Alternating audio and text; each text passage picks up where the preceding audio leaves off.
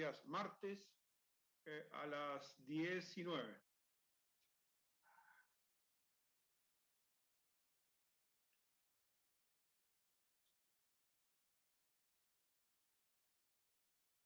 Fíjense si alguno podría, José, no te quiero molestar a vos de vuelta, pero si alguien puede colaborar conmigo para permitir la entrada de los alumnos.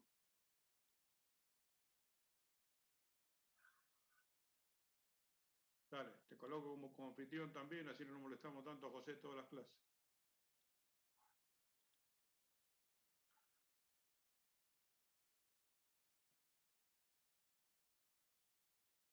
Del trabajo práctico estoy bastante ajeno, pero preguntar capaz que te puedo responder.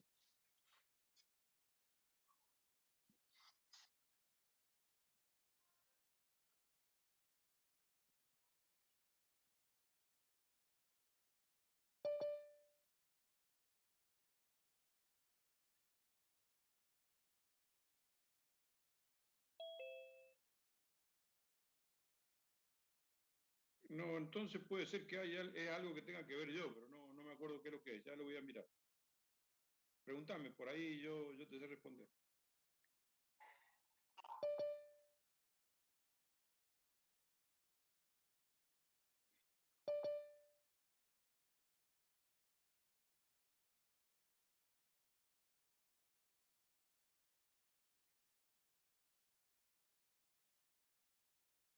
Claro.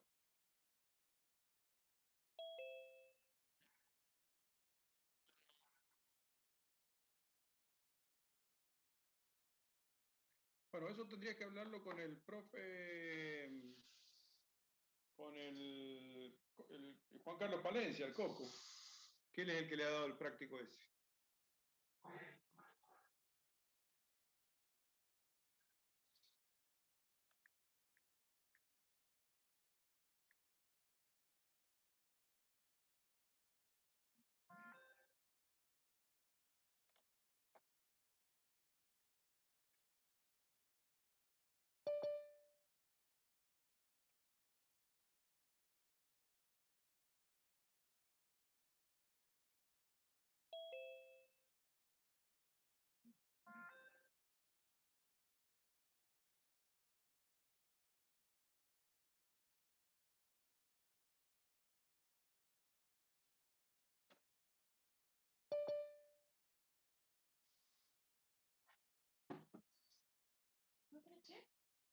Bueno, nadie me hace.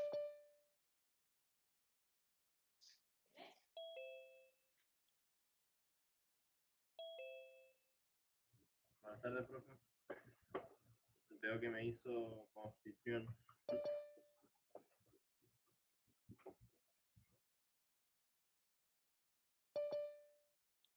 Digo, no quería abusar de tu buena voluntad, entonces puse también a Federico ahí, que también va a colaborar. Cualquiera de los dos que enganche a uno que esté por entrar, me ayuda. Sí, está bien, ahora.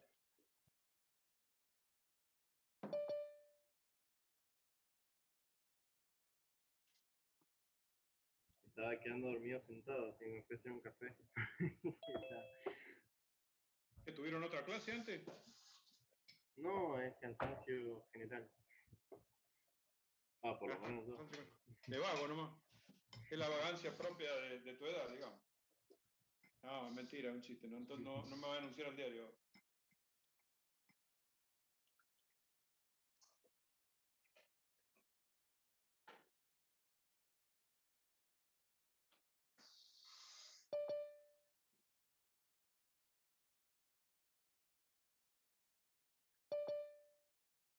Bien.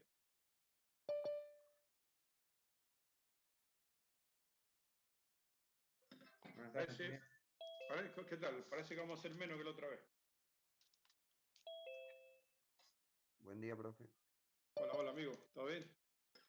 ¿Cómo anda, Uriel? Bien, bien.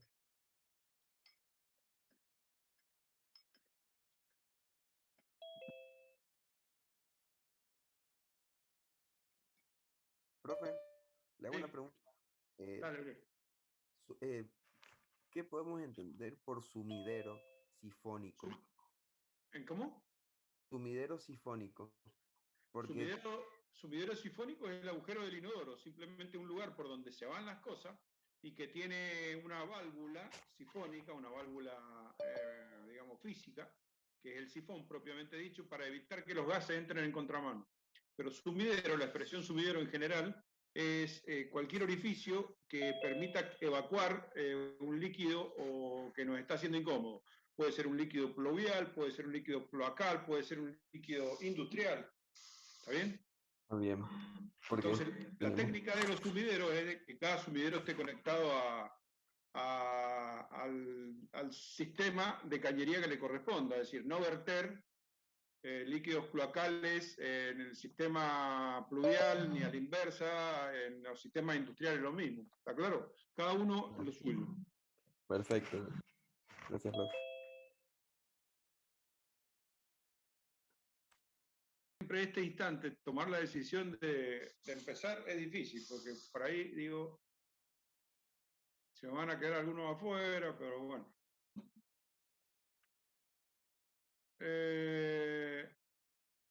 Vamos a adelantar un poquito para llegar a lo que verdaderamente me interesa. Bien.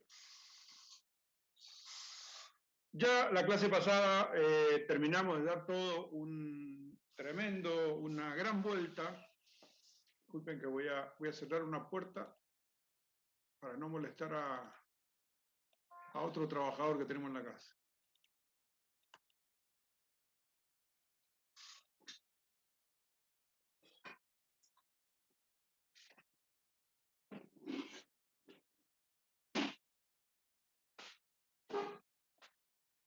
Bueno, les decía que ya la semana pasada terminamos de dar una gran vuelta sobre conceptos de instalaciones de agua para edificios en general. Bueno, el que me pudo seguir más o menos habrá logrado captar que es bastante interesante, que más allá de que esto lo hayan visto, digamos, la intención ahora es explicar desde algún punto de vista físico, agregar un poco de conceptualización a la cuestión de la circulación de los fluidos por cañerías a presión. Habrán visto que, bueno, todo tiene su técnica, que esta técnica no ha cambiado demasiado en los últimos 50 o 60 años, no ha cambiado demasiado, 70 años diría yo. La técnica de trabajo sigue siendo la misma, a pesar de que los materiales han evolucionado. El gran desafío que planteó nuestro reglamento de obra sanitaria de la Nación, el viejo reglamento de obra sanitaria de la Nación, permanece totalmente vigente, ¿no? Todas las cuestiones que nos recomendaba respecto de las velocidades, respecto de los caudales, respecto de las presiones, si las seguimos respetando en la actualidad con los nuevos materiales y las nuevas tecnologías, tenemos que respetar exactamente la misma lógica de trabajo. Habíamos dicho fundamentalmente que nosotros íbamos a evitar meternos en el campo de la hidráulica, en lo que se refiere a instalaciones internas, por el hecho de que no tenía mucho sentido empezar a calcular cuestiones que nos dieran resultados muy pomposos, muy puntillosos, siendo que después los saltos comerciales de diámetros eran sumamente grandes, no tenía ningún sentido. Entonces, nos remitíamos a usar una tabla de uso general, yo les diría que de uso internacional, que es esa tabla del doctor Poole que ustedes tenían, en la cual se entraba con los caudales que se obtenía de algún modo, se obtenía el caudal de consumo de una determinada vivienda, se entraba con las presiones, se interceptaba el caudal y de ahí directamente se interceptaba el diámetro comercial. No había otra cuestión. Entonces había que tener ciertos cuidados acá. Con respecto a las presiones, el cuidado que había que tener es que había que trabajar con presiones efectivas o eficaces, es decir, presiones que fueran el valor de la presión en vereda que se tenía en ese determinado momento, menos la del artefacto más alto o más el artefacto más bajo, debajo del nivel de vereda. Respecto de los caudales, habíamos dicho sí, que teníamos que tener otros cuidados, otros tantos cuidados. Por ejemplo, habíamos visto de que cuando se utilizaban caudales, en la parte que utilizábamos caudales para el cálculo, había dos formas de interpretar el caudal o dos formas de presentarlo. Una era el caudal instantáneo y otro era el caudal diario. Con respecto al caudal diario no hay problema porque nuestro reglamento era suficientemente claro al respecto. y nos daba técnicas de trabajo con el caudal diario, ¿no? El propio reglamento hizo experimentos en el INTI y lograron determinar el caudal diario de inodoro, de todos los artefactos que necesitamos para hacer dimensionamiento. Pero a nivel internacional, el sistema más utilizado es el de caudal instantáneo. El caudal instantáneo es ese que viene tabulado en litros segundo, digamos, conceptualmente es más difícil de entender, es justamente eso, o sea, deriva de una fórmula, y ese caudal instantáneo es difícil de manejar. Es decir, cada vez que intervenía el caudal instantáneo, cuando se trataba de viviendas pequeñas, unifamiliares, una o dos viviendas no había mayor inconveniente, pero ya cuando aumentaba la cantidad de viviendas o el uso, o aumentaba el número de artefactos de uso industrial o comercial, efectivamente esos caudales instantáneos se quedaban totalmente fuera de lugar por lo grande, entonces sí había que aplicar coeficiente de seguridad para poder adecuar, digamos, el valor y poder entrar en tabla. Más o menos, ese sería el resumen conceptual de la unidad temática de agua, que fundamentalmente pretende introducirle a ustedes en el tema del cálculo de diámetros de entrada de conexión para cualquier tipo de edificio, industrial, comercial, de vivienda, de lo que sea. Para cerrar esta bolilla, podríamos meternos un poco en lo que vamos a ver ahora, que es fundamentalmente mostrarles a ustedes qué tipo de materiales hay en oferta en el comercio en la actualidad y cuál es la lógica de trabajo de ese tipo de material. Todos los materiales son buenos, todos los materiales tienen su periodo de vida útil, seguramente, y fuera de ese periodo de vida útil, bueno, seguramente las viviendas entran en periodo de refuncionalización en el cual hay que cambiar todas las cañerías. Por darle un ejemplo, la mayoría de las casas de ustedes seguramente está construida con cañerías de hierro galvanizado. El hierro galvanizado se dice en general que el periodo de vida útil que tiene el hierro galvanizado son 30 años. Conozco casos que han durado 40, 45 años y no han tenido mayor inconveniente, pero normalmente es bueno tomar el valor de 30 años. Cada 30 años habría que hacer una refuncionalización y cambio de cañería por corrosión, fundamentalmente por la corrosión de las roscas, por suciedad en las cañerías, etcétera, etcétera. Entonces, les decía que, bueno, los materiales nuevos, por ejemplo, todo lo que son derivados de los polímeros, todavía no se conoce el límite máximo de uso. Si el caño está debidamente colocado en un lugar que corresponde, donde no le dan fundamentalmente los rayos ultravioleta del sol, la verdad que no se conoce su techo todavía, aún seguramente lo tiene. Y más bien el techo de lo que es polipropileno roscado sería, por ejemplo, las uniones, o sea, todas las singularidades, las roscas que unen a dos piezas entre sí. Ahí fallan incluso en los temblores cuando hay movimiento relativo de la estructura, ahí fallan este tipo de conexiones cuando no se toman los recaudos necesarios para que tengan un cierto movimiento dentro de la estructura y puedan absorber la deformación. Si se las rigidiza demasiado, tienden a cortarse con los tirones que pegan los temblores. Así que hay que tener cuidado con eso.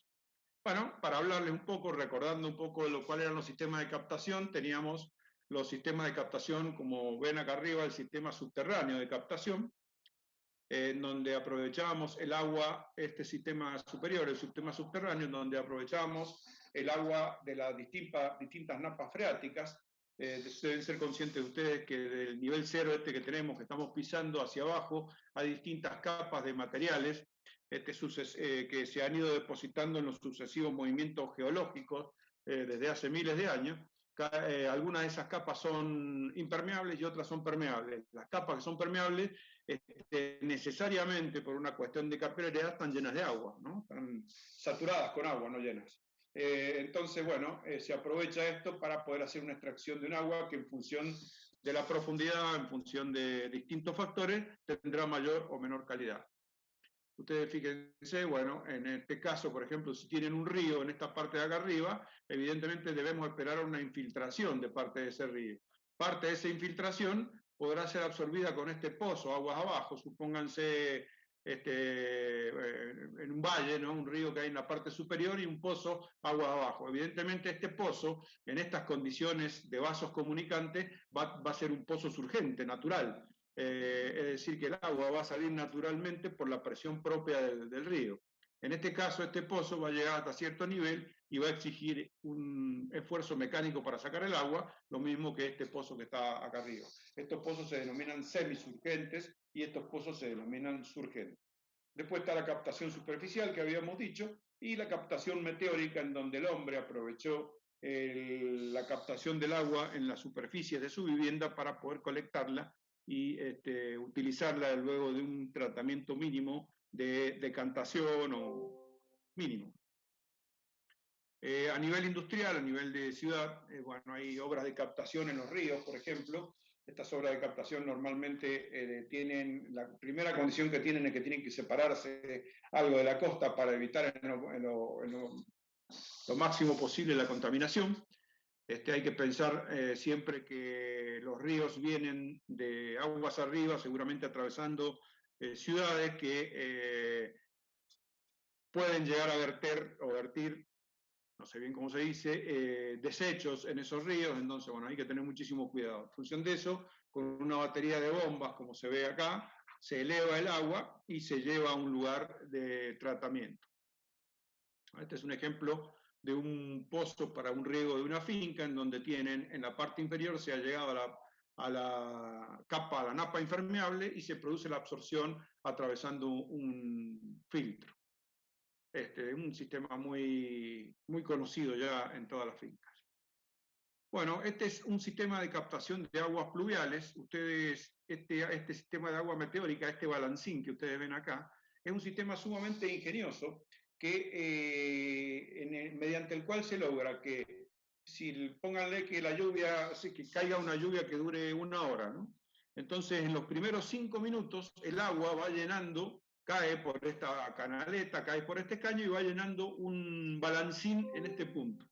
Cuando el balancín se llena, lo que hace es correr la canaleta de un lado para otro, y con eso, ¿qué logramos? Que el techo, toda la suciedad que arrastra en primera medida el agua del techo, caiga hacia afuera del pozo, y luego de 5 o 10 minutos, el agua que caiga al techo sea agua limpia. Lo primero que hace entonces ese agua es pasar por una batería de filtros y llegar hasta una pileta de depósito donde va a ser tomada. Evidentemente, ese tratamiento de filtrado y decantación es mínimo, entonces habrá que hervirla, habrá que tener ciertos cuidados. El filtro, fíjense que está formado por distintas granulometrías, arena, carbón y grava. Hay sistemas muy avanzados, en realidad hay muchos lados donde se puede captar el agua meteórica debido a que llueve lo suficiente. Hay sistemas muy avanzados con sistemas de pre-filtrado forzado que son sumamente interesantes. Acuérdense que todo lo que sea filtrado, mientras disminuye el tamaño del paso, mejor es el filtrado. Pero a pesar del filtrado, todo el material biótico que tiene el agua, el contenido biótico que pueda llegar a tener, no de ninguna manera garantiza la calidad del agua, de modo que, bueno, habrá que hervirla en la posterior, etcétera, etcétera. Esta es una planta de tratamiento, ustedes ven distintas piletas donde se van produciendo desde la decantación inicial, primero el desarenado, luego la decantación, la floculación, luego viene el tratamiento químico y posteriormente el agua para el consumo. Este es más o menos el ciclo, ¿no? Entonces entra el agua para consumo, se le colocan algunos productos, luego viene la sedimentación, la filtración final, la desinfección y va para el consumo, el almacenamiento para consumo. Bien, estos son otras plantas, ejemplos de otras plantas, son verdaderamente de tamaños industriales. Y posteriormente se lo lleva a ese tanque elevado que yo les dibujaba para enseñarles la piezométrica, y desde ese tanque elevado se va repartiendo a distintas zonas. Este es un caso, ¿no? A distintas zonas que lo necesiten. En caso, por ejemplo, de otro tipo de geografías o de otro tipo de relieve, como el de Chile, donde tienen cerros, entonces aprovechan los cerros para poder hacer este tipo de distribuciones. La cañería principal, ustedes ahí ven cómo la están colocando estos obreros, la cañería madre de distribución de agua. En cuanto a las técnicas constructivas, hay que respetar varias cosas que seguramente ustedes mucho mejor van a ver en su vida profesional. Cuando va el caño de agua fría y agua caliente, tienen que ir ciertamente un poco separados, metidos en una canaleta especial que se hace en la pared. En la actualidad vienen curvas de sobrepaso, que se denominan, que son piezas de este tipo que permiten hacer sobrepasar una cañería en forma perpendicular con otra, de modo que no haya interferencia. Luego esto se carga con mezcla, en algunos lados se recomienda poner justamente para evitar los movimientos relativos, por ejemplo en las esquinas o cuando la cañería tienen que atravesar juntas de dilatación de edificios, se le colocan, digamos, envolturas elásticas de modo que puedan absorber esa deformación. También es importante en los edificios tener en cuenta que cuando ustedes compren la cañería para agua, no solamente van a comprar la cañería, sino que tienen que, de esa misma marca, pedir todos los implementos que traiga esa cañería. Por ejemplo, los implementos son, por ejemplo, son omegas, digamos, piezas de esta forma, visto en perspectiva,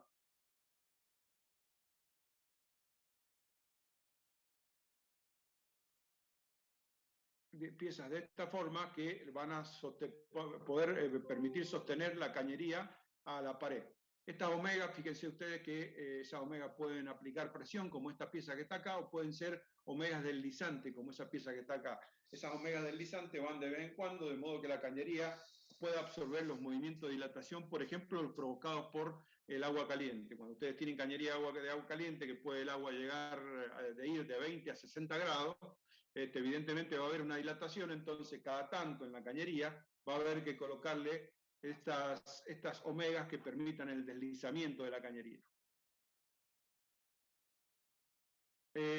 Bueno, este es el tipo de movimiento al que me refería, por ejemplo, con el agua caliente, el agua fría o los temblores. Fíjense que la dilatación-contracción de la cañería, fíjense en línea de trazo está insinuada la dilatación ahí, la dilatación-contracción de la cañería somete a esfuerzos tensionales muy grandes a la cañería.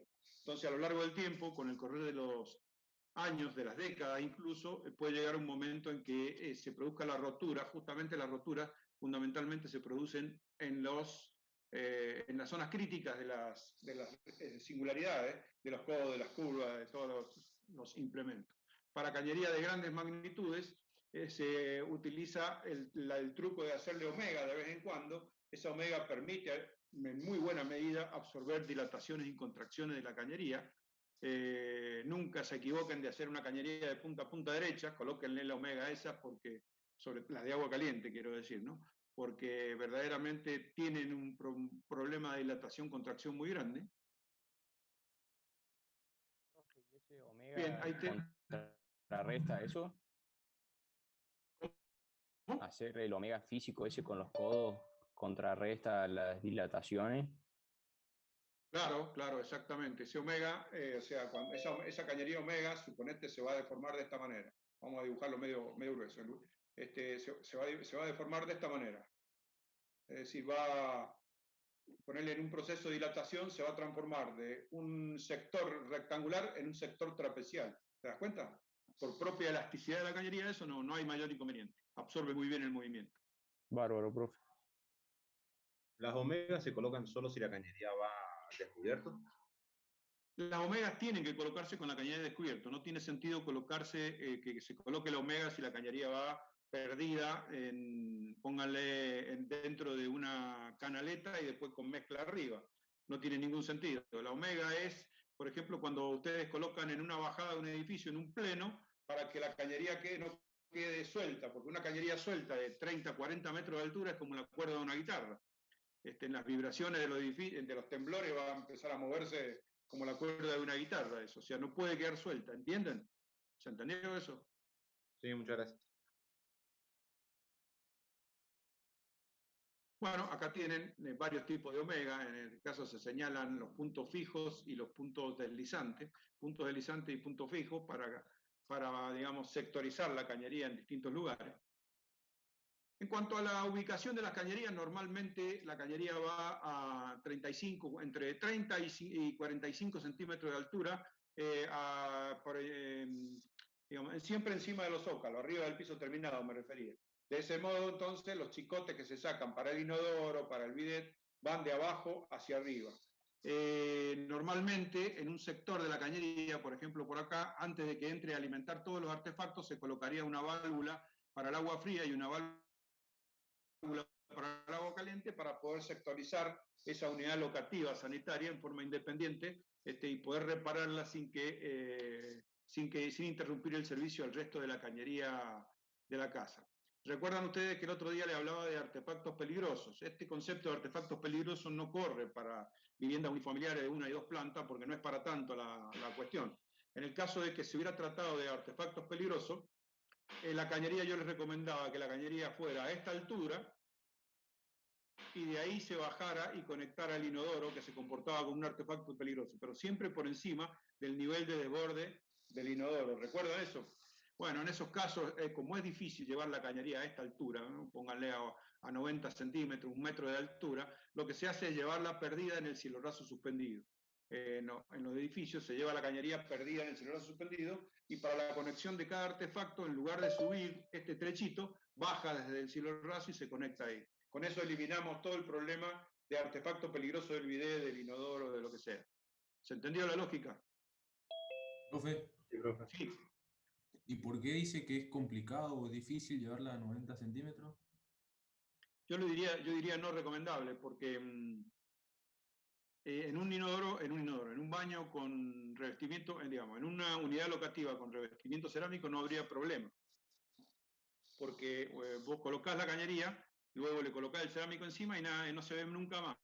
No, o sea, no se ve, digamos, el parche nunca más. Pero normalmente esos parches, esos cierres se hacen a posteriori, pasa mucho tiempo, hay una diferencia de edad entre hormigones y se marcan. Siempre aparece en los temblores o con el tiempo por retracción o por la diferencia de temperatura entre el verano y el invierno, aparece la fisura que marca exactamente el lugar donde fue hecha la canaleta.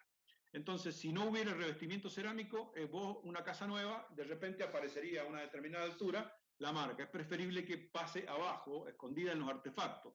No sé si está claro lo que estoy diciendo. O sea, es muy, hablando coloquialmente, es muy botón colocarlo ahí arriba, porque se ve la fisura inmediatamente. No porque técnicamente sea difícil, por ahí hasta sería más fácil. La regla del buen arte de la construcción indica a cualquier ayudante principiante de la construcción que lleve 6 meses trabajando, le indica que cuando él tiene que picar a esta altura, cualquier sector a esta altura ya tiene riesgo de que exista cañería, pero no estamos acostumbrados a que existan cañerías a esta altura. ¿Se entendió la lógica? Sí. Eso pensando en intervenir edificios, ¿no? En edificios que ya están existentes y que hay que intervenirlo, por ejemplo, sacarle la cerámica para colocarle la cerámica nueva. Me ha pasado en obra en donde mando a picar y, por ejemplo, la cañería es una cañería sensible como la de cobre. Entonces hay que decirle a que no piquen con puntas, sino que piquen con espátulas. Esas espátulas que tengan mucho cuidado porque apenas se van un poquito para adentro abollan o perforan la cañería. Entonces, y sobre todo marcarles esa zona en donde hay que mandar a picar a gente especial, la zona de acá abajo. Porque esa zona verdadera que es la zona donde están los caños. Entonces, no cualquiera puede estar picando ahí porque se rompe muy fácil la cañería, esas viejas cañerías de hidrogrón. Entonces, bueno, lo que hay que hacer es siempre colocarla de acuerdo a la regla del buen arte. La regla del buen arte habla de 30, 45 centímetros por encima del piso terminado. De ahí yo recomendaría saltar a irse por encima del cielorraso suspendido, pero no colocar cañerías a media altura. Eso quise decir nada más, por ahí la compliqué. No, quedó más claro ahí, profe. ¿Y cuando está por encima del cielo raso va descubierta? Sí, va descubierta, ahí sí va engrampada, ¿no? Y entonces si el cielorraso tiene partes que son desmontables, o viste que por ahí se construyen los cielorrazos y se hacen puertas trampa, que es lo que corresponde para poder repararlas. Si el cielorraso tiene unas puertitas trampas para poder acceder de vez en cuando, siempre debería pasar en las proximidades de esa puerta trampa, ¿no? Muy bien, ¿Está bien? gracias, profe. Bueno, ahí está justamente lo que o sea, no recomiendo que vaya a esta altura la cañería, sino que recomiendo que siempre se cumpla con la condición de que vaya a esta altura la cañería. 20, 30, 40 centímetros desde el piso, contando agua caliente y agua fría, contando desde el piso terminado. Ustedes fíjense que ya ahí ya en otra, me había olvidado que existía esta diapositiva, ahí ya les estoy marcando que no corresponde llevarla a media altura. ¿Sigo, no? Profe, no corresponde llevarla a media altura si no va revestido. O No, con no, en cerámica. general, si no va revestido en general, aunque fuera revestido, ¿por qué te digo? Porque justamente cuando vos dentro de 30 años vas a tener que picar porque por ejemplo la gente cambia los cerámicos de los baños. Picar el baño, o sea, tenés que tener toda esta zona libre para picar tranquilamente sin riesgo de pinchar un caño. Entonces, sabiendo que está acá abajo, vos ya sos cuidadoso en la zona esa. Sabés a qué persona mandar a picar ahí. Cuando vos tengas tu grupo de gente, vas a saber perfectamente a quién mandar a picar ahí y a quién no. Perfecto, profe. Sí, es como para mantener una regla general que vayan Es 20. lo que se llama la regla del buen arte. La regla del buen arte habla de eso, entre 20 y 45 centímetros de altura. De ahí, esa zona es la zona roja, digamos, no tocarla, dejarla sin sacarle el cerámico hasta último momento. Y picar todo lo demás tranquilo, más o menos imaginándose esto, ¿no? Que la cañería de la ducha va a tener un par de caños que se elevan, hay que tener cuidado, ¿no? Eso, igual hay que tener mucho cuidado para todo eso. Por ejemplo, cuando quieras colocar este portarrollo. Ese portarrollo, para colocarlo, muchas veces los portarrollos vienen de pegar, pero otras veces vienen con tornillo. Entonces, si vos lo vas a poner por tornillo, fíjate qué escasa distancia quedó el tornillo del portarrollo del cañito del caño vertical este. Entonces, eso es un riesgo muy grande. Tenés que estar vos atentamente mirando y acordándote de qué pasa, de cómo se hizo la cosa, de modo de que en las finales de obra no tengas que pinchar un caño y tener que romper toda la cerámica de vuelta. Bárbaro, profe. Joder. ¿Se entiende como la lógica, no? Sí, sí, perfecto, ahora sí. Bien, esa es la lógica, vista en plano. Antes les he mostrado ahí unos dibujos, pero bueno, vista en el plano que estamos acostumbrados, esa sería la lógica, llevarlo más o menos por ahí. Eso, evidentemente, en estas condiciones que yo les señalo acá, no está cumpliendo la condición del artefacto peligroso. Ustedes se acuerdan de que la cañería debía ir a determinada altura, por acá, y bajar y conectarse al bidet.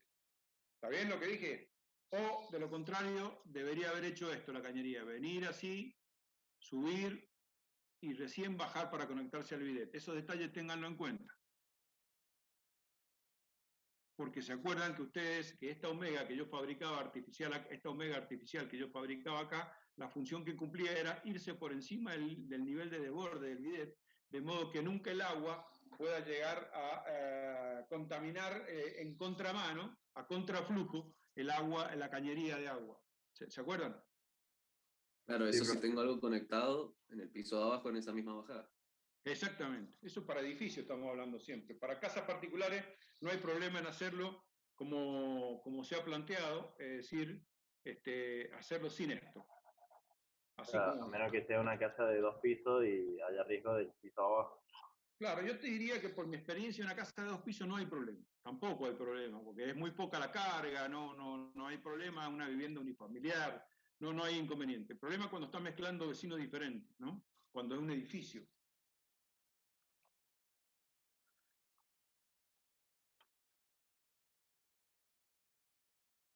Tampoco haría falta justamente por esa misma situación, o sea, es tan baja la escala, que no se daría el fenómeno, normalmente no se daría el fenómeno ese por ejemplo, si vos tuvieras, a ver, analicémoslo, si tuvieras un bidet acá en planta alta, acá lo vamos a poner el bidet, un bidet acá en planta alta, y pasara esa situación que hemos planteado, que alguien, y este bidet estuviera alimentado de esta manera, y pasara la situación de que se llena de agua el cuenco del bidet, y se tiende a venirse, digamos, a contraflujo por el circuito de agua.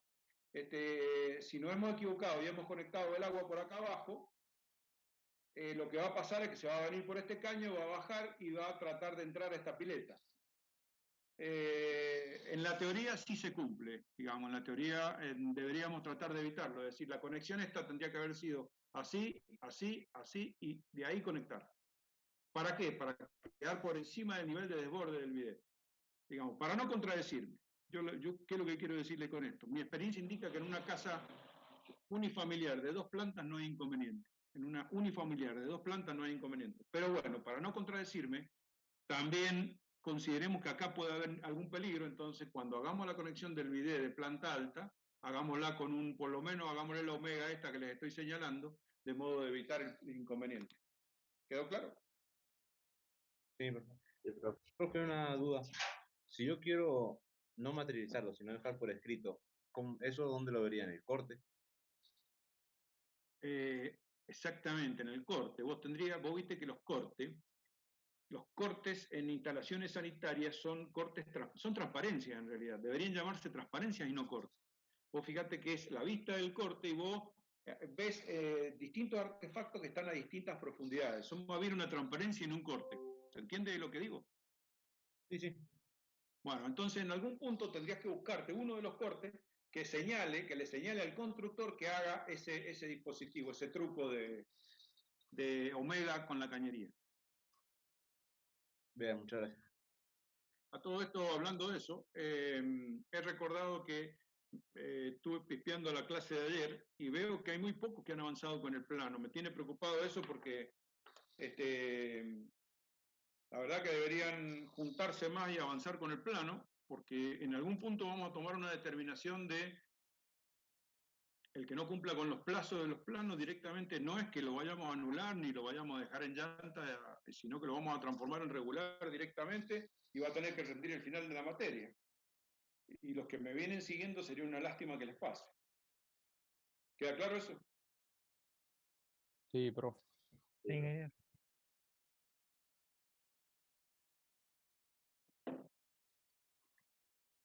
Bien, ahí tienen un colector ahí con 3 bajadas. Bueno, yo, por ejemplo, en una casa me imagino, ¿no? De ver esto, me imagino que de esas 3 bajadas, una va al calefón, pónganle la número 1, va al calefón, la 2 va a todo lo que es planta baja, pónganle, y fría en planta baja, y la 3 va a todo lo que es fría en planta alta. Digamos, se me ocurrió pensar que de esa manera podía ser. Es una forma muy común de organizar la bajada de un tanque normal y común.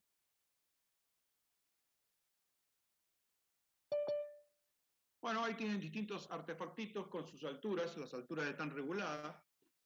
Hay muchos libros de arquitectura que nos establecen las condiciones de alto y separación de los distintos artefactos. Bueno, simplemente hay que respetarlas. Para piletas, para bidet, para mingitorios, simplemente hay que respetar lo que dice la norma. Eso está disponible incluso en plantillas de AutoCAD, o sea, no hay forma de errarle con esta cuestión. Vamos a los materiales para terminar con esto. Bueno, hay distintos materiales utilizados. Bueno, hasta acá quedó claro a qué se refería la técnica constructiva, ¿no? Yo creo que no hay mucho inconveniente. Hemos compartido algunas preguntas y respuestas que nos han aclarado las cosas. ¿Sigo nomás? Sigue, profe. Hay distintos tipos de cañería, les decía, utilizadas, los materiales más utilizados en la actualidad. Lejos, el material más utilizado en la actualidad es el polipropileno de termofusión. Lejos. Realmente ha sido revolucionario su aplicación, pero en la historia venimos utilizando muchos tipos de cañería. Venimos utilizando el hierro negro primero, luego el hierro galvanizado, bueno, el cobre, como le decía, el PVC, el polipropileno en distintas presentaciones, el polietileno y el polietileno reticulado, que era mucho más fuerte, venía reforzado. En la actualidad, como les digo, se está imponiendo tremendamente por sus grandes ventajas el polipropileno de termofusión. En nuestro país los metales como cobre, bronce y acero inoxidable tienen muy buenas prestaciones, pero están siendo utilizados casi exclusivamente en edificios, en grandes emprendimientos, en edificios grandes. Tienen grandes ventajas este tipo de materiales, por ejemplo el acero inoxidable, el cobre, de que no tienen cero incrustaciones, son cañerías muy fuertes mecánicamente. Tienen una tecnología de trabajo que exige técnicos muy especializados porque tienen que conocer, por ejemplo, para instalar cañerías de cobre o de bronce, tienen que conocer de lo que se denomina la soldadura fuerte. La soldadura fuerte es una soldadura que se hace con aporte de plomo si es blanda, cuando se hace por debajo de los 470 grados de temperatura, y con aporte de plata si es dura, cuando se hace por encima de los 470 grados de temperatura. Son soldaduras en las que entra la pieza con un macho y una hembra, y el espacio que queda en el perímetro entre el macho y la hembra se llena con el metal fundido, que puede ser estaño, puede ser plata, como les decía, cuya característica cuando está fundido es que disminuye tremendamente su tensión superficial. Al disminuir tanto su tensión superficial es capaz de entrar en poros muy pequeños, accede y penetra completamente en el espacio, aunque no se vea el espacio, penetra ese tipo de soldadura y endurece casi inmediatamente. Cuando la temperatura sube o baja de 400 a 300 grados, la plata ya está dura, o sea, ya tiene muy poco tiempo de permanecer en estado líquido. Entonces lo transforma en un sistema maravilloso para poder soldar y dejar las piezas en buenas condiciones. Bueno, existen las tuberías de poliéster, incluso las que yo les denominaba a ustedes, que se denominaban de PRFB.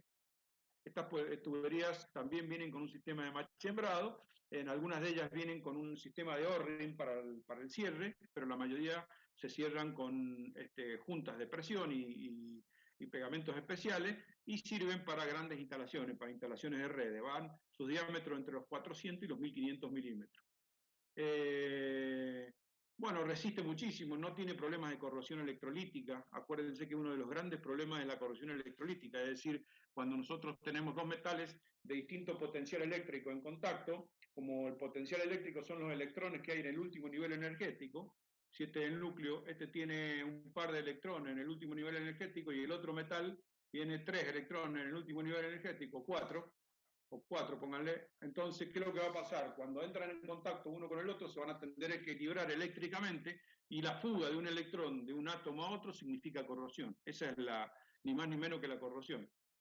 Así que no hay corrosión electrolítica por el hecho de no ser metálico. Son inalterables en suelos muy contaminados, incluso en suelos con mucha salmuera. Tienen muy lisas las paredes, lo que hace que disminuya mucho su coeficiente de fricción. Son largos, pueden fabricar hasta de 6 metros de altura.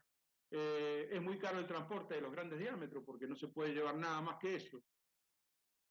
Bajo valor de dilatación.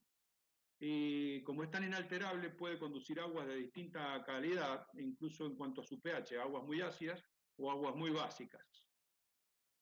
Son muy caros, esa es la última condición. La otra tubería de la que le he hablado ya era tubería de polietileno, que es ¿se acuerdan que yo les decía que nosotros utilizábamos un material que se llamaba K10 para hacer la entrada entre la cañería de alimentación que va por la calle y hasta llegar al medidor? Utilizábamos un caño K10. Ese caño K10 tiene la característica, es de polietileno, tiene la característica de que viene en forma de manguera. Hay de distintas resistencias, está desde el K4 hasta el K12 y hay otros mucho más resistentes, y el número se refiere a qué resistencia tiene en kilo por centímetro cuadrado en cuanto a la presión interna, ¿no? El K10 que exige nuestra reglamentación tendría 10 kilos por centímetro cuadrado de resistencia. 10 kilos por centímetro cuadrado, una barbaridad. El polietileno también se puede comprar en distintas densidades. Esa densidad se mide en gramos por centímetro cúbico, o sea, tengan cuidado. Cuando hagan una licitación, comparen qué polietileno están ofreciendo. O sea, comparen el K, el valor del K, y el valor de la densidad. Son las dos cosas que tienen que saber del polietileno. Bueno, hay distintas. Sí, cómo no. Tiene K10 aprobado y K10 común, ¿verdad? Y debe ser por la densidad. Yo la verdad que el K10 común no lo he visto. Yo he visto siempre el aprobado. Pero es muy probable que sea por un problema de densidad. No te lo sé decir ahora, pero lo voy a averiguar. Bien, muchas gracias. Fíjense, digo, que vienen también implementos para unir los caños. Vienen espigas, vienen codos, curvas, para que la instalación sea mucho más fácil. Y simplemente la única herramienta que hace falta para la colocación de esto es una tijera cortacaño directamente. Vienen de distinto diámetro, hasta 2 pulgadas. O un tramontina, profe, también. ¿Cómo? O un tramontina. Exactamente, un tramontina, una sierra, la verdad que es muy noble el material. Y la otra cosa difícil que hay, que cuando uno lo quiere meter en esta espiga, por ejemplo, no entra, porque es bastante rígido, uno haciéndole fuerza no entra. Entonces, el consejo es ir a la cocina, hervir una pava de agua y meter la punta del caño dentro del agua hirviendo. Cuando empieza a tomar temperatura, se ablanda. Entonces se ablanda de tal manera que estas espiguitas pueden entrar muy fácil y se acomodan perfectamente al caño, haciendo esto, y ustedes después le colocan una abrazadera, acá le colocan una abrazadera y solucionar el problema. Pero hay que ablandarlo con agua caliente, es decir, no estamos metiendo ningún elemento extraño ahí. El polietileno de alta densidad, bueno, ustedes saben que los polietilenos, todos los polímeros son cadenas de carbono con hidrógeno que están asociados. Entonces, en función de cuál sea la composición, carbonos con hidrógeno van asociados. En función de cómo sea la cadena de carbono, podemos trabajar con elementos que sean más flexibles, menos flexibles, de acuerdo a la longitud de la cadena. Tiene una alta resistencia. Es utilizado para cañerías de gas, para cañerías eléctricas y para agua servida. No se puede utilizar para agua potable. No es tóxico, pero desprende, desprende gusto, por ejemplo. Son esos plásticos que ustedes, por ejemplo, si tienen una cantimplora, llevan agua a una caminata y toman agua y tiene gusto a plástico. Bueno, quería hablarle un poco del polipropileno de termofusión, que tanta propaganda le he hecho. El polipropileno de termofusión simplemente es esto, es un copolímero random, tipo 3, fue inventado para poder, normalmente todos los polímeros, cuando uno los calienta y luego se enfrían, se altera su composición. Es decir, como son moléculas que vienen perfectamente armadas, son moléculas que respetan, digamos, son como los ladrillitos de un juego de, ¿cómo se llamaba? El Rusty, ahora no me acuerdo cómo los que jugaban ustedes, ¿cómo se llamaba? No era Rusty. El Lego. El Lego, son como jueguitos de Lego, son como piecitas de Lego los polímetros. Entonces, si ustedes alteran la posición de este hidrógeno y se lo llevan para otro lado, se altera el plástico, se envejece, tiene consecuencia esto. Entonces, el gran invento que hubo, el gran avance que hubo, para inventar este tipo de plásticos que son termofusionables es fíjense. Normalmente los polímeros vienen asociados de esta manera. Imagínense que esta sea una molécula compleja de polímero. La A se asocia con la A, se asocia con la A, con la A, con la A, tiene que respetarse la cadena. Si hay dos moléculas distintas interviniendo, la A con la B, siempre tiene que respetarse el orden. Si hay otro tipo de molécula, una A, 3B, una A, 3, y una B, una A, una B, entonces esto significa que tanto el 2, digamos, que la molécula 2, cuando ustedes la calienten, al introducirle energía, seguramente se va a alterar la posición entre moléculas A y B y el plástico va a resultar de alguna manera perjudicado. Cuando se inventó este tipo de plástico, de polímero, que estoy hablando, el número 3, se hicieron, la persona que los inventó tuvo en cuenta esto, fíjese, asoció una molécula A, 3B, otra A, otra B, otra A, otra B, después 2A, y así. Entonces, cuando eso lo calientan, hay una alteración, evidentemente, pero cuando se enfría, ¿qué queda? Desordenado. Queda lo mismo, o sea, desordenado. Queda lo mismo, queda desordenado lo mismo. Es decir, que lo que logró la persona desordenando las moléculas, o sea, no haciendo que la molécula tenga un patrón obligado, es obtener lo que se denomina el copolímero random, de modo que al calentarlo, al introducirle temperatura, se produce un desorden de las moléculas, pero cuando se vuelve a enfriar, esas moléculas desordenadas vuelven a ser el mismo material. ¿Se comprendió? Sí, profe. Sí, profe. Ese es el copolímero random, por eso es la gran ventaja el gran avance que hemos tenido ahora en este tipo de piezas. Entonces, al enfriarse, vuelven a tener las características iniciales. Bueno, esta es una técnica más o menos, se corta el caño, se colocan ambas piezas se colocan de los dos lados del elemento calentador. Primero se marca, ¿no? Se marca, se hace calentar la pieza, se aproximan ambas piezas a la vez al elemento calentador, se calientan, se sacan una vez que están calientes y mientras todavía tienen temperatura se unen una con otra, produciéndose una rebarbita ahí, marcando eso, una rebarbita que tiene que estar prolija, marcándose que eso, y se deja en las manos hasta que enfríe. Ese es un trabajo, o sea, exige un poquito de práctica, pero no es tan complicado, digamos. Verdaderamente, ¿qué problema podríamos tener acá? Que perdemos de vista qué es lo que está pasando allá adentro de la cañería. Es decir, que es muy probable que sin querer hayamos colocado torcida la cañería o se haya ablandado tanto que se produzca un bloqueo en la cañería. Entonces, bueno, hay que tener ese cuidado. La práctica es para que las secciones no se alteren. No solo eso, sino la temperatura también. Claro, claro. Viendo la temperatura y el clima. Exacto, hay que ir modificando, hay que ir trabajando con la temperatura correcta. Siempre conviene hacer un par de pruebas antes de largarse. Y lo que se denomina la curva de aprendizaje hay que respetarlo. Nunca hay que largar a alguien a hacerlo de una, porque las primeras siempre salen mal. Uno las coloca mal y no conoce el tiempo de enfriamiento, entonces no le quedan derechas. Entonces, bueno, hay que tomarse un tiempito para cumplir la curva de aprendizaje de modo que salgan prolijas. ¿Quién es el que me habló? Seguramente que tiene algo que ver con el oficio. Yo. ¿Quién es? Que no lo veo. Frasato. Gianfranco. Gianfranco. Bueno, antes de eso, del polímero de termofusión, estaban los polímeros que se usaban, los polímeros que venían roscados. Bueno, esos roscados se trabajaban con una terraja. La terraja fabricaba la rosca, macho, hembra, y se hacía la conexión. Evidentemente esto dependía mucho más de la calidad de trabajo, de la calidad de la conexión. Fíjense que acá sí está determinada una vida útil de 50 años, ya está establecido. Bueno, tiene varias ventajas. En la actualidad viene en tricapa, viene una capa interior que es totalmente inerte con el agua, una capa blanca que es la que le da una resistencia mecánica, que puede ser de cualquier color. En este caso viene así el producto que es saladillo. Y luego viene la capa del color normal exterior. Incluso algunas vienen con una capa de aluminio intermedio, no sé si la observan acá, una capa de aluminio intermedia. Esta puede ser utilizada para rosca fusión y esta es utilizada para fusión solamente. Es decir, ha avanzado el mercado.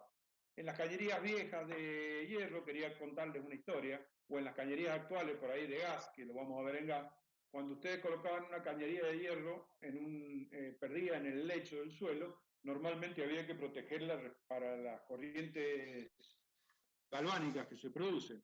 Para esto se le colocaba lo que se denomina una protección catódica, que es de vez en cuando se le hacía una conexión a un elemento que quedaba por fuera, en donde había un ánodo y un cátodo. El ánodo y el cátodo, por ejemplo, el cátodo estaba conectado al caño y el ánodo estaba conectado a lo que se denomina un ánodo de sacrificio. Ese ánodo de sacrificio va aportando electrones, de modo de que en el proceso, si hay procesos de corrosión que van a afectar seguramente a la soldadura del caño como primera medida, en lugar de perderse los electrones de la soldadura y el caño propiamente dicho, son aportados en principio por el ánodo de sacrificio. Este ánodo de sacrificio, evidentemente, cada X cantidad de tiempo hay que cambiarlo para que pueda seguir cumpliendo su proceso. Bueno, el hierro galvanizado es una cañería muy vieja, que ya les decía yo, les contaba más o menos cuál es la historia del principio, hay distintas calidades. El galvanizado se hacía por inmersión.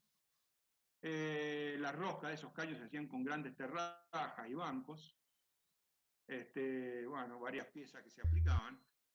También vienen las tuberías de bronce para poder hacer cañería. Esas tuberías de bronce también vienen con piezas para roscar.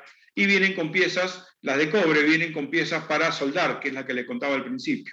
Estas piezas se colocan y se les cuela el material de bajo punto, de baja tensión superficial, que se cuela entre medio. Realmente es un trabajo maravilloso de ver. Si tienen oportunidad de ver un soldador, alguna vez vean la calidad con la que trabaja esta gente. Profe, una consulta. Sí. ¿En el galvanizado no se colocaba un elemento entre las roscas o directamente se las apretaba a presión? No, se coloca, claro. En la actualidad, bueno, cuando yo estaba estudiando, recién ahí apareció el teflón, pero antes se le colocaba y hay plomeros que siguen colocando. Algunos El cáñamo. El cáñamo, pero la se le palabra. agrega algo, el listargirio y glicerina. Son Bien. productos que vienen todavía y siguen siendo útiles todavía. El cáñamo es una fibra vegetal y el listargirio y la glicerina son dos componentes que cuando se unan cumplen la función, cumplen, digamos, un procedimiento igual que lo que si fuera el poxipol, pero endurecen gracias al cáñamo por una consistencia que es más o menos blanda, entonces se acomodan perfectamente al paso de la rosca. Después, bueno, llegó el teflón, después llegaron los sellarroscas, el Hydro 3, si les suena a ustedes. Sí. tiene un olor horrible el cáñamo, profe.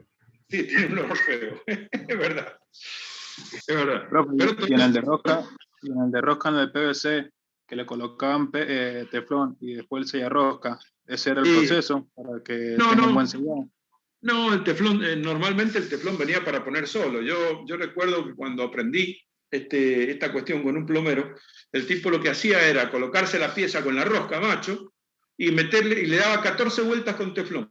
Ponerle una pieza de 3/4, le hacía la rosquita del tamaño de 3/4 y le daba 14 vueltas con teflón.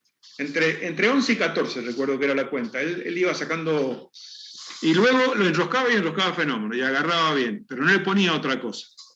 Ah, A mí me pareció una barbaridad al principio, pero eso tiene un espesor tan delgado en micrones que anda fenómeno y se pega todo por falta de aire.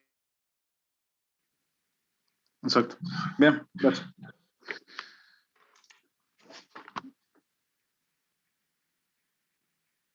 Y por último, quería mencionarles este tipo de cañerías. Bueno, las cañerías de cobre tienen unos dispositivos que permiten doblarla, que son este tipo de doblacaño, porque si ustedes intentaran doblar la mano, las cañerías de cobre, y hacer esta U a mano, esta U que le estoy señalando ahí, se abollaría el caño. Entonces tienen estos tipos de ruedas que son intercambiables y que permiten hacer curvas de distinta radio de curvatura. Para cortar este tipo de caño vienen este tipo de piezas, que son, ustedes ajustan esta rosca, y se ajusta un rodillo, que es este elemento de corte que hay acá. Comienzan a dar vuelta alrededor de la cañería se marca y se corta muy fácilmente. Ahí está la forma en que se unía la cañería de cobre, el sistema machembrado, y esto que está entre medio, eso que se insinúa ahí entre medio, sería la soldadura que se penetra acá. El valor del metal fundido, que puede ser plata o puede ser estaño, que penetra muy bien ahí. Ahí está la muestra de cómo hacían cortaban el caño, lijaban para que se expusiera, se saliera cualquier impureza, se pintaba con no me acuerdo qué material era, la verdad que no me acuerdo ahora, y se presentaba la cañería, el macho y la hembra, ¿no? Se presentaban, se calentaban un poco, luego con el metal de aporte se pasaba por el valor, por la junta, y se penetraba perfectamente el material y quedaban perfectamente soldadas. Es realmente un trabajo muy lindo de hacer y de ver.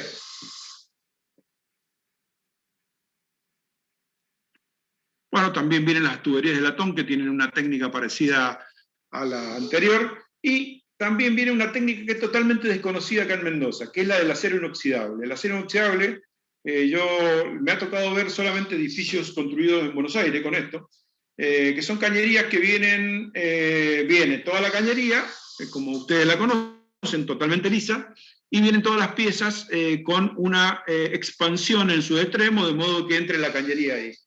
El sellado entre una pieza y la otra se hace mediante este sistema, mediante una pinza, a ver, se la voy a mostrar acá, es esta pinza que ustedes ven acá. Esta pinza lo que hace es tomar la cañería y la pieza y aplicarle un alto valor de presión, una presión altísima. Entonces las cañerías se sellan por simple contacto. Es un sistema muy bueno porque la cañería, esta es la pieza, ¿ves? Tiene una presión hidráulica y esta es la pinza que transmite la presión. Es un sistema muy bueno porque no hay pegamento, no hay elementos intermediarios, solo se sellan por presión, es decir, por la cañería en contacto con otra cañería. Evidentemente nos causa una sensación de inseguridad esto a nosotros que no conocemos, pero verdaderamente son absolutamente eficientes y son una marca argentina, es decir, se está vendiendo en el país. Lo que pasa que es inabordable para obras normales, ¿no? Esos son para obras muy especiales. Vienen todos los implementos, cañería, válvula, T, codo, curva. Aguantan presiones de 300 kilos por centímetro cuadrado. Imagínense si nosotros con el polietileno estamos hablando de 10 kilos por centímetro cuadrado, que esto podría utilizarse, por ejemplo, para instalaciones industriales en una empresa láctea, por ejemplo. En ciertos lugares es innegociable trabajar con este tipo de instalación. Sí, además que debe ser carísimo. Es muy caro, por eso le digo, es muy caro, sumamente caro. El caño es este, viene sin ninguna marca, directamente lo único que hace es se mete dentro de la pieza y la que es encargada de hacer el contacto es la pinza esa de alta presión. Bien. ¿Quieren tomarse unos minutitos o quieren que ya empecemos con cloaca directamente? Yo por mí sí, unos 5 minutos. 10. Sigamos y le damos lo más rápido posible. Sí, sigamos. Bien, ahí va.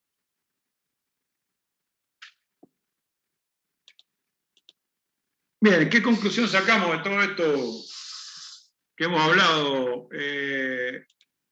Bueno, la conclusión fundamental es que la cañería de agua es algo, todo lo que es cañería de agua es algo que exige una tarea de conducción y de conocimiento que ustedes van a ir adquiriendo en el transcurso del tiempo. Exige que ustedes cada vez que vayan a comprar materiales a un proveedor de materiales, agarren todos los folletos que vean, lean todas las cosas que vean, porque siempre hay sorpresas y materiales nuevos, como pasa en la cerámica, como pasa, y sobre todo elementos que le van a ayudar muchísimo a mejorar su calidad de trabajo. Entonces, yo los animo a que, o sea, en el agua no ha cambiado mucho la cosa, nada más que el material. Ustedes ven que les vengo hablando del código del reglamento de obra sanitaria, y el único cambio es que he introducido ahora elementos como la termofusión, pero lo demás sigue más o menos todo igual, o los polímeros en general. Lo demás sigue todo igual. De todas maneras, hay que controlar la calidad de la construcción, y recuerden una cosa que es fundamental. Si hay algo en lo que hace falta un plano conforme a obra, es en instalaciones sanitarias, debido a justamente esas intervenciones que hay que hacer a posteriori de terminar la obra. Siempre hay que hacer intervenciones sobre la obra, entonces hace falta tener precisamente ubicado el lugar donde están escondidas las cañerías, donde hemos dejado incorporadas a los muros o a los tabiques las cañerías de agua. Entonces, es bueno tomarse un tiempo o mandar a alguien para que haga un relevamiento. Este caño pasa a 63 centímetros de la pared, cualquier cosa que sirva después para poder tomar decisiones y no tener que hacer bolsa toda la pared. Vamos a pasar ahora a otro tema. Entonces, ahora cambiamos el chip y pasamos a cloacas.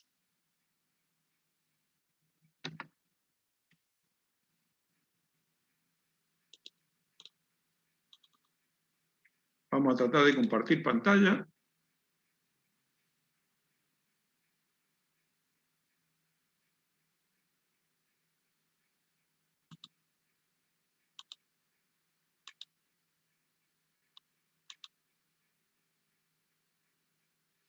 Voy a tener que pedir auxilio. ¿Qué será que no puedo abrir la pantalla de... No puedo compartir la pantalla del PowerPoint?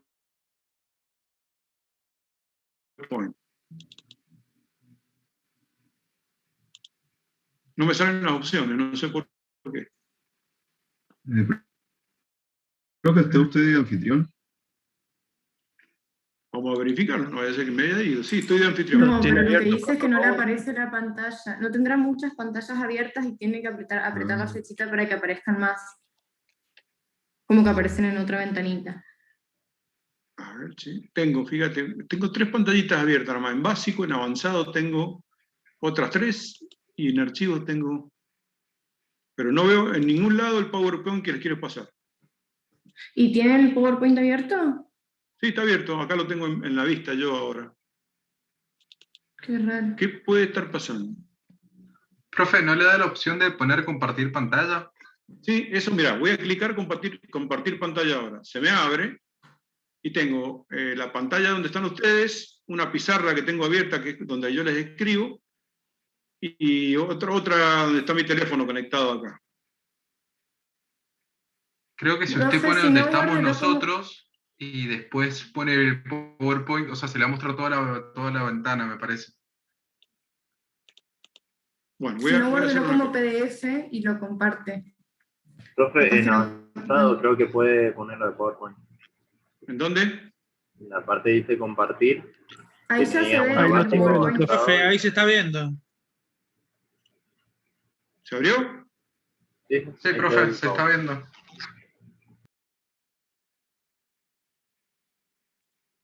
Confírmenme cuando se termine de abrir. ¿Se ve? ¿Se ve?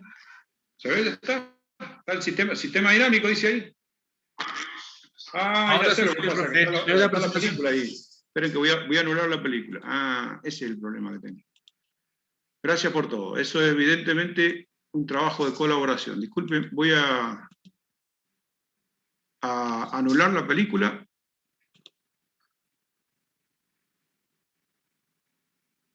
Mostrar sin narración sería. Aceptar. Ahora, si yo abro, tendría que abrirse sin la foto mía. Perfecto. ¿La ven ahí? Sí, profe. Sí. Bien. Comenzamos con un nuevo desafío. Cuando hablamos al principio decíamos, bueno, este es un gran desafío porque dijimos, estamos construyendo artefactos para uso humano. Nuestros edificios, cualquiera sea su destino, son artefactos de uso humano. Entonces, el artefacto de uso humano necesita, para poder definirse como tal, como un artefacto, necesita intercambiar energía con el medio. La forma básica de energía que elegimos fue el agua, ¿no? Toma agua para poder funcionar internamente, ¿no? Para uso industrial, para uso comercial, para nuestro uso privado en las viviendas. Y luego la ingeniería descubrió que esa misma agua que tomamos la podemos utilizar como vehículo de desecho, porque el hombre genera desechos en su funcionamiento normal. Entonces, otra de las funciones que cumple el agua es el alejamiento de los efluentes, es decir, de todos los líquidos contaminados del edificio. Por otro lado, hay efluentes que son de forma gaseosa, entonces deberemos decidir por un sistema de alejamiento de ese tipo de efluentes, por un sistema de cañerías, aprovechando la física de los gases, que normalmente son más livianos en cuanto a la densidad, o están a una temperatura mayor que la temperatura del ambiente, entonces salen por gravedad por una cañería situada arriba del techo. Y también, bueno, tenemos que hablar de la evacuación de las aguas pluviales, porque son un gran problema, se nos presentan como un gran problema por el hecho de que, bueno, estas lluvias que en nuestro lugar no son tan comunes, pero en otros lugares, bueno, son mucho más frecuentes, nosotros necesitamos evacuarlas cumpliendo ciertas condiciones. Por ejemplo, en nuestro caso particular, dada la exigencia que tiene nuestro reglamento, evacuar ese agua pluvial sin que caiga en la cloaca, es decir, que no en forma separativa, sin que se comparta el desagüe del agua pluvial con el agua cloacal. Entonces es una condición que tenemos que cumplir. Vamos a ver distintas clasificaciones de los sistemas de los desagües cloacales. En función de acuerdo a su función, lo podemos clasificar en instalación interna y externa. Instalación interna es lo que vamos a ver nosotros, es decir, decidir cuál es la técnica de armado de una cañería interna de cloaca, de modo de poder evacuar todos los fluidos altamente contaminados de forma rápida y sacarlos de la línea municipal. Es nuestro principal desafío, en principio, sacarlos de la línea municipal. No porque nos vamos a querer deshacer del problema, sino que así son las reglas. Nosotros tenemos que mandarlo al colector y el colector se encargará de llevar ese líquido altamente contaminado hacia un lugar de tratamiento donde se efectuará el tratamiento que corresponda. Entonces, esa es la instalación interna que se ve en esta materia, y en otra materia que es ingeniería sanitaria, instalaciones cloacales externas. Esa es la primera clasificación en función de su función. Luego se puede clasificar en función de su disposición final en sistema estático y sistema dinámico. El sistema dinámico es el que conocemos todos de las ciudades, es decir, aquel que justamente les decía recién, en donde todos los efluentes son colectados por una red interna y de alguna manera se conecta con una red externa, y de esa red externa se manda un sistema de tratamiento. Y el sistema estático es aquel que consiste en exactamente armar la misma disposición de la red interna, pero sacarlo de alguna manera con una cañería, hacerle un tratamiento mínimo previo y mandarlo a un sistema de disposición final que esté ubicado dentro del predio. Estoy hablando con eso de pozo séptico y algún sistema o algún otro sistema de percolación. Es decir, que existen los dos sistemas. Debo decirles yo que si bien vamos a hablar muchísimo del sistema dinámico, es decir, el sistema que está conectado a un sistema externo de cloaca, en verdad lo que más hay en este país es el sistema estático, porque todavía la cantidad de conexiones de cloaca no supera el sistema dinámico al sistema estático, o sea que deberíamos darle más bolilla al sistema estático que al sistema dinámico. Pero bueno, así son las cosas. Nosotros vamos a tratar de hablar de los dos. Vamos a hablar bastante este año del sistema estático también. Bueno, ahí tienen ustedes el sistema dinámico. El sistema dinámico recoge toda la instalación, todos los efluentes internos del domicilio o del edificio industrial o comercial, y se lo manda mediante una cañería hacia la colectora máxima ubicada en el centro de la calle, que se dirige a la disposición final. Entonces, esta línea que está acá, que es la línea municipal, divide lo que habíamos definido al principio, la instalación interna de la instalación externa. Ese es el sistema dinámico. En cuanto al sistema estático, más o menos esquematizado de esta manera. Fíjense, tienen un baño ahí, luego fuera del baño tienen una cámara de inspección, que ya vamos a ver en esta bolilla de qué se trata eso. Luego de la cámara de inspección, ya vayan separando en sus mentes que debería existir una cámara séptica, y luego de la cámara séptica va a la disposición final que se hace a través de un pozo séptico. Eso es lo que es el sistema estático, ya que en el sistema estático, repito, la disposición final de los líquidos se hace dentro del predio, no dentro de la casa, dentro del predio. Ese es el sistema estático. Bueno, ahí está de otra manera, el sistema estático exactamente el mismo anterior, pero en lugar de utilizar pozo séptico, en este caso se utiliza un lecho percolador, que es un caño, simplemente un caño perforado apoyado sobre una capa filtrante hecha de material granular y que se encarga de repartirlo al suelo. Ese tipo de lechos percoladores son muy comunes bueno, por ejemplo, el Hotel de Potrerillos tiene uno. Son comunes en grandes emprendimientos más grandes, en donde los pozos sépticos o son difíciles de hacer o no alcanzaría el volumen para poder evacuar la cantidad de fluidos contaminados en un caso de ocupación máxima, ¿no?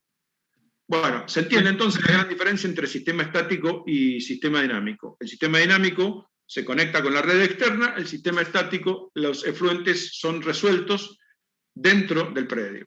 Después, de acuerdo a su grado de peligrosidad, nosotros ya hemos mencionado alguna cosa, podemos clasificar a las aguas cloacales como aquellas que están compuestas de desechos sólidos y líquidos humanos, que constituyen lo que se denomina el desagüe primario. Este desagüe primario tiene varios desafíos porque de ninguna manera tiene que entrar en contacto con el ambiente. Es decir, tenemos que crear la tecnología necesaria para que nunca entre en contacto con el ambiente.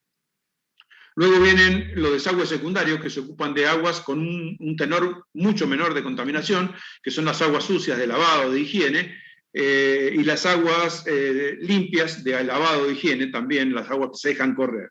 Entonces tenemos desagüe primario, secundario, y por otro lado, esto clasificado, noten el detalle, en función del color que se utiliza para su dibujo, y por otro lado tenemos las aguas pluviales, que serían las aguas que tenemos que evacuar por un sistema totalmente separativo del sistema cloacal. Entonces, viéndolo en función de sus colores, tenemos el sistema primario, que transporta líquidos altamente contaminados y sólidos, también denominados aguas negras. Los diámetros de las cañerías son 160, 110, 63, y las pendientes de las cañerías van entre 1 en 20 y 1 en 60. Ya vamos a ver qué importante que es esa limitación. La cañería secundaria transporta líquidos contaminados, lo que se denomina aguas grises, y los diámetros van 63, 50, 40, y las pendientes también, entre 1 en 20 y 1 en 60. Las ventilaciones evacúan gases contaminados, son parte del mismo sistema, pero en este caso salen para el otro lado, evacúan gases contaminados y cumplen un rol fundamental físico, que es la compensación de presiones, de modo de que siempre esta cañería funcione a presión atmosférica. Cualquier problema que haya, que esta cañería en algún punto no funcione a presión atmosférica, significa que algo está fallando. Y luego, por otro lado, están los pluviales, que hay que sacar el agua, evacuar el agua pluvial de los techos, de los patios, etc. Bueno, de acuerdo al destino, ahí llegamos al tema que veníamos mencionando, se puede clasificar a los sistemas en separativo y unificado.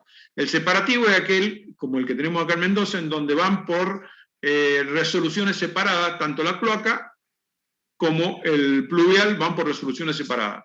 Y el sistema unificado es aquel en el cual se comporte la cloaca y el pluvial. El sistema unificado en nuestro reglamento solo está autorizado para la parte baja de Buenos Aires, que es todo lo que es el centro, lo que es la Plaza de Mayo, toda esa zona, está autorizado. En el resto del país, en ningún lado está autorizado el sistema unificado. Nosotros tenemos sí o sí que resolver nuestra evacuación con sistemas separativos. Luego, ¿Y por qué se separan? O sea, ¿por qué no puede ir por el mismo...? Se separan por una razón fundamental, porque en los sistemas de tratamiento, cualquiera sea, ya sea el sistema de tratamiento abierto o cerrado, acuérdate que abierto era cuando lo llevabas a un sistema de tratamiento común fuera de la ciudad, y cerrado cuando lo tratabas adentro del predio. Cualquier sistema, si vos le agregás agua adicional al agua normal que utiliza el sistema, al agua contaminada de la cloaca, si vos le agregás agua limpia, quiero decir, o agua pluvial, lo que haces es diluir. Y al diluir, estás diluyendo las colonias de bacterias que son las que se ocupan de tratar el agua para poder transformarla y pasar a las etapas siguientes de transformación. ¿Se entendió? Sí, bro.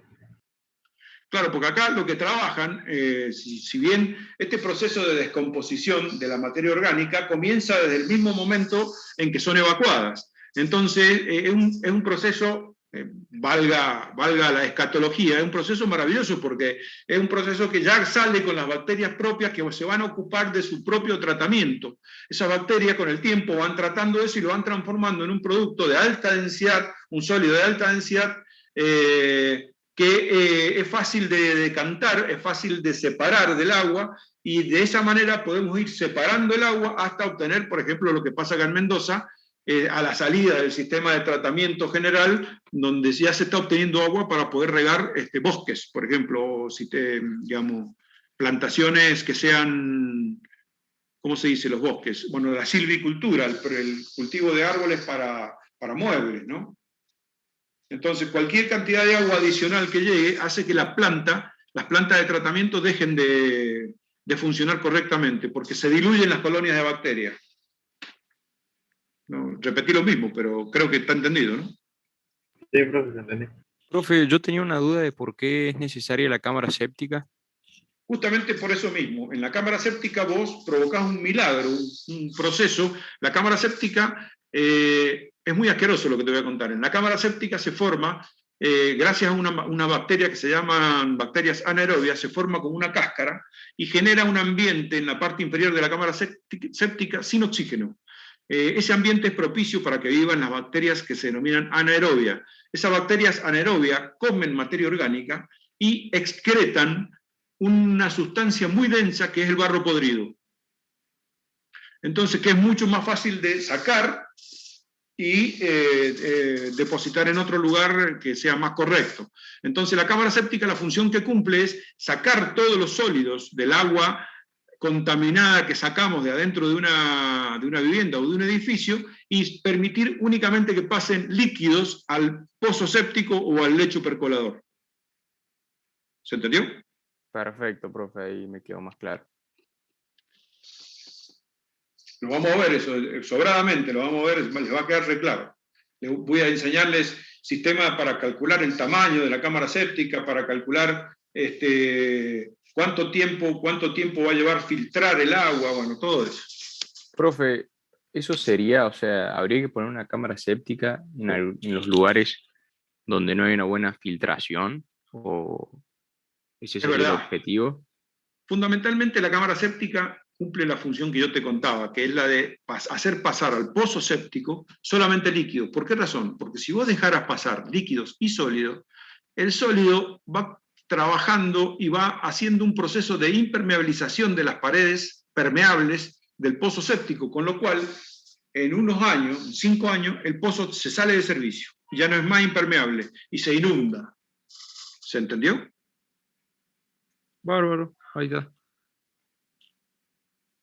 Es decir, lo que hay que lograr es que solamente pase líquido a esos lugares, de modo que el sólido, ¿qué es lo que haces con la cámara séptica? Vos decís, estoy generando sólido, y bueno, ahí están las empresas que se llaman los atmosféricos, las empresas de extracción. Entonces ellos van con un camión que tiene autorización del Ministerio de Medio Ambiente de la provincia, ahí tienen lugares especiales, van con un camión, meten una manguera en la cámara séptica una vez por año, una vez cada 2 años, sacan los sólidos y te dejan nuevamente la cámara séptica vacía.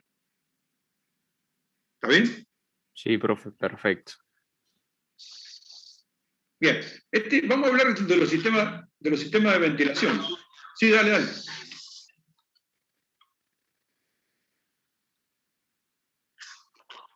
Mira, yo te voy a hacer recordar una cosa, porque no tienen pendiente. No hay forma, en Buenos Aires no habría forma de hacer un sistema de acequias que lleve el agua al Río de la Plata, porque se le vendría el agua en una sudestada, se le vendría el agua al revés por las acequias.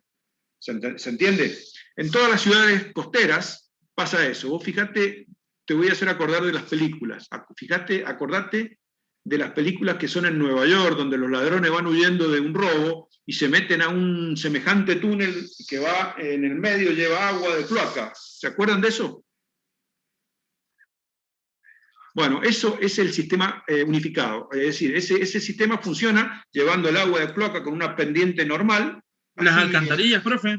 Exactamente, las alcantarillas. Bueno, justamente las alcantarillas, cuando llueve mucho, ese sistema, además de llevar el agua de la cloaca, arrastra todo, toma todo el agua pluvial y se lleva todo el agua pluvial. Es decir, ¿qué es lo que hacen ellos? Tienen un sistema de tratamiento para el agua de cloaca. Cuando viene una gran tormenta, bloquean con una válvula el sistema de entrada a la planta de tratamiento y dejan que el agua se derive al río Hudson, por ejemplo, en Nueva York. ¿Está claro lo que digo? En Buenos Aires pasa lo mismo. Entonces, ¿eso no contaminaría el río, por ejemplo? Claro, pero obviamente, si yo acordate que te dije al principio que viste que esa gente que tomaba agua del río, o sea, toman agua del río, la elevan, la tratan, hay que tener cuidado de dónde toma el agua del río uno, porque siempre las ciudades que están más arriba están tirando sus desechos al río. Sí. Es decir, que el agua que toma Rosario viene de, no sé, la ciudad anterior y esa de la ciudad anterior, y evidentemente se produce un proceso orgánico de transformación en donde hay grandes cambios, pero bueno, hace falta el tratamiento de ese agua igual porque viene con mucho contenido biótico. Coliforme, que se llama, bacterias coliformes. Bien, perfecto, profe. Es muy raro lo que les cuento, ¿no? Por ahí uno no ha pensado en eso, pero la ciudad es un gran mecanismo también, es todo un sistema la ciudad.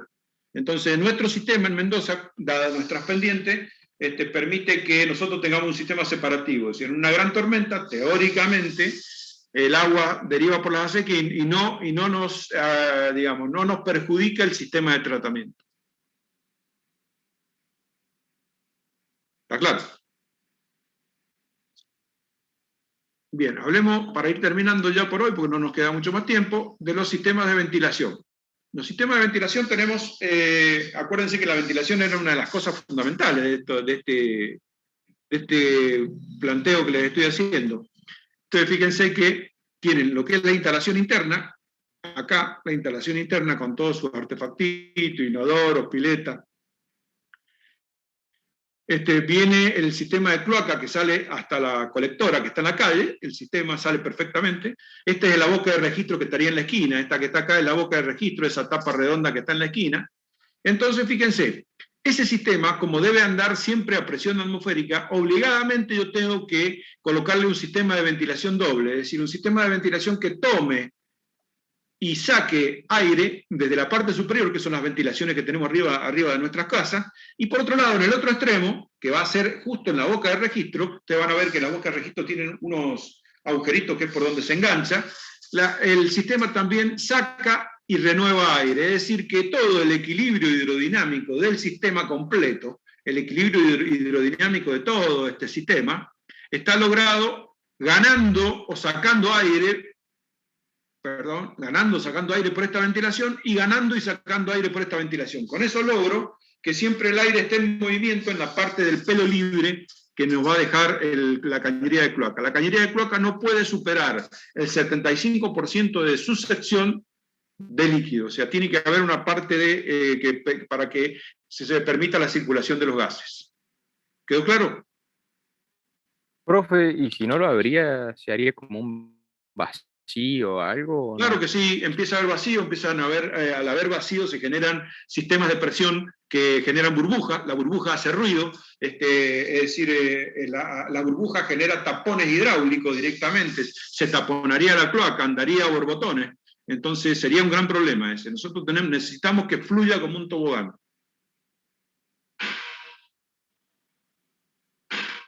¿Sí? Bárbaro, profe. Sí. Joder. Hay otro sistema de ventilación que es el sistema inglés. No nos interesa demasiado, pero quería contárselo más o menos. También funciona de esta manera. En este caso, el sistema inglés es lo que se denomina el sifón de Beauchamp. El sifón de Beauchamp es un sifón que se construye antes de que la cloaca salga de la casa, que es eso que ven ustedes ahí abajo. Ese sistema, ese sifón, se construye antes de que el líquido salga completamente del edificio. Y se ventila, digamos, desde la cañería se ventila y se conecta con una ventilación que pasa por el frente del edificio. Entonces, la ventilación completa de la casa se hace entre el fondo y el frente, pero no colabora la boca de registro. Estos sistemas con sifón de Beauchamp logran aislar las viviendas de la ventilación que necesita el sistema de cloaca de la ciudad. Entonces, las viviendas funcionan independientemente. Ustedes se van a dar cuenta en las películas y van a ver que a esta altura de las casas hay una rejilla en las casas de Inglaterra, una rejilla bastante importante, muy bien adornadita, porque los ingleses hacían todo prolijito, que esa rejilla es la que colaboraba con la ventilación interna de la cloaca del interior de la casa. Bueno, este es un sistema dinámico de evacuación de cloaca, en donde el agua sale hacia afuera, ustedes lo ven ahí, se conecta con una boca de inspección y tiene una ventilación como es exigida en el último artefacto, es decir, el último inodoro de esta unidad locativa tiene una ventilación propia. Pero aparte, es recomendable en una vivienda unifamiliar colocar una sola ventilación, o sea, con este inodoro hubiera bastado, pero siempre es recomendable las cámaras de inspección, que son, digamos, cámaras de 60 por 60 que se utilizan para la limpieza, que también estén ventiladas.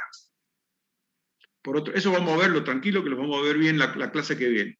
Por otro lado, bueno, en una ciudad tienen ustedes, el sistema dinámico está armado de esta manera, en el damero que representa la ciudad, en cada esquina ustedes van a ver una boca de registro, que es una boca que es con la cual vamos a acceder a la cloaca. Esas bocas van trasladando el líquido a la planta de tratamiento y la disposición final de ese fluido. ¿Cómo se hace el empalme entre la cloaca interna y la cloaca externa? Como habíamos dicho, a través de lo que se denomina un ramal poncho, se hace el pozo, se perfora el caño y se le coloca el ramal poncho pegado encima. Y con eso ya tenemos solucionado el problema. Vamos, tengo la foto justo acá tienen el ejemplo. Eso ya lo habíamos visto en la primera clase. A partir de acá ya empezamos con consideraciones generales de tipo constructivo que me voy a dejar para la clase que viene para que empecemos frescos. Así que por hoy los dejo. ¿Alguna pregunta? Profe, eso usted había dicho que cuando se perfora el caño lo hacen rápido porque empieza a saltar para todos lados, ¿no? Y claro que no, en este caso no, justamente. ¿Por qué razón? Explícamelo. Eso pasaba con el agua. Eso pasaba con el agua. Vos explícame por qué no salta en este caso. ¿No viene llena la cañería? Claro que no, exactamente eso es, porque el agua en la cloaca viene ocupando una parte de la sección, que es la parte inferior. solamente podrás sentir mal olor en este caso. Vos fíjate que no es casual que el orificio se haga exactamente en la parte superior del caño, ¿me entendés? En una cañería de agua que va a presión sí pasa lo que vos decís. Bien. ¿Se perfora y luego se pega o se pega y luego se perfora? ¿Cómo?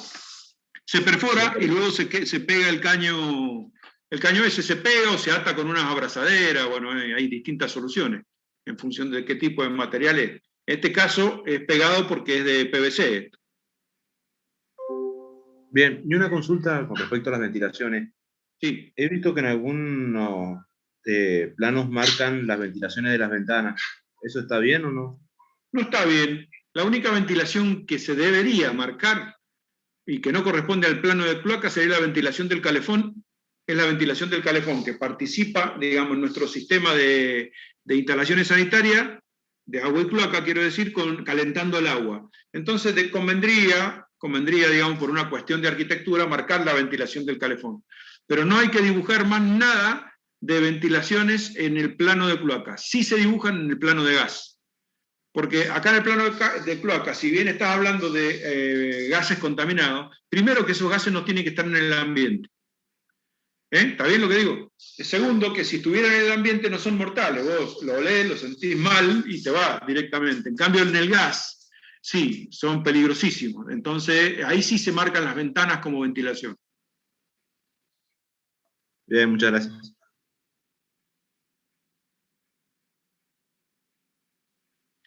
Bien. Bueno, muchas gracias por escucharme hoy. Gracias a los que colaboraron conmigo, que fueron José y Federico. Y nos vemos en la clase que viene, ¿eh? Acuérdense de empezar a darle bola al plano, que es lo más importante. Todas las pavadas que les digo yo, lo que hacen es completar un poco la idea, pero el plano es lo importante de acá. Profe, una consulta sobre los archivos.